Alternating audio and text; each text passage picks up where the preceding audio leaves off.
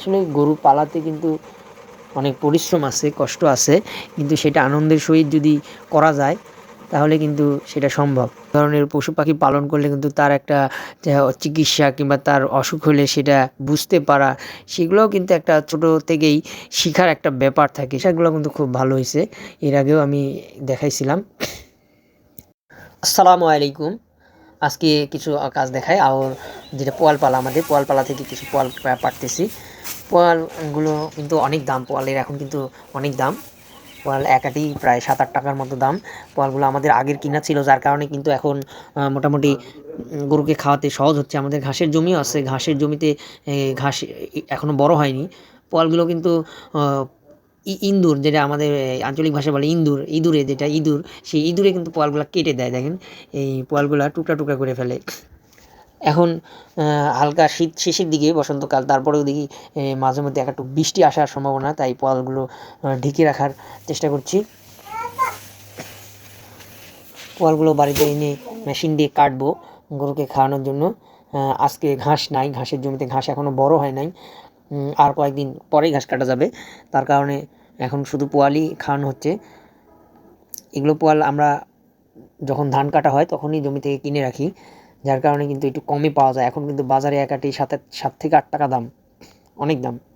সেই হিসাবে একটা গাভীর কিন্তু দুধের যে দাম, তার চাইতে কিন্তু খাবারের দাম বেশি তুলনামূলক।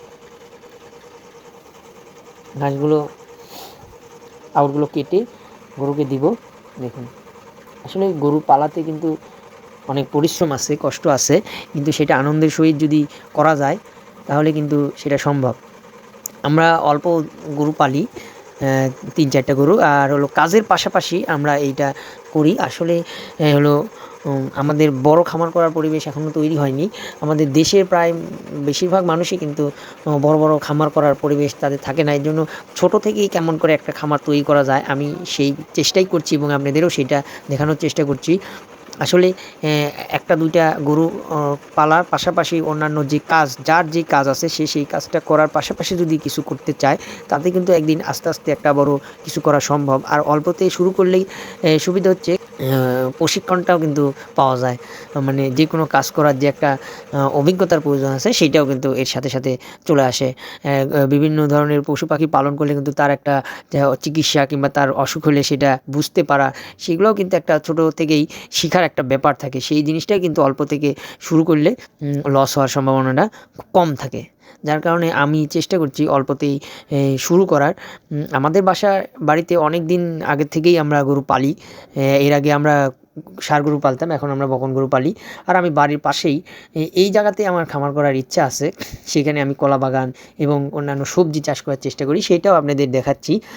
দেখুন, আমি কিন্তু অল্প করে পেঁয়াজ লাগাইছি, তারপরে টমেটো, পালং শাক। আমার পালং শাকগুলো কিন্তু খুব ভালো হয়েছে, এর আগেও আমি দেখাইছিলাম।